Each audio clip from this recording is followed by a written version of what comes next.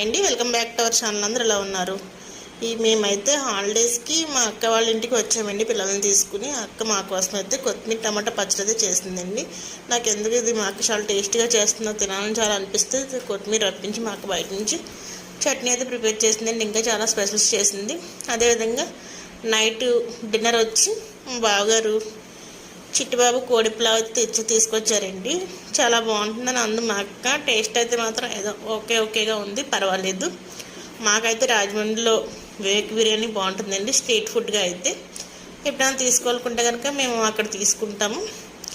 అదేవిధంగా వీడియో కొంచెం కంగారులో అటు ఇటుగా తీసానండి, రివర్స్గా వచ్చేసింది.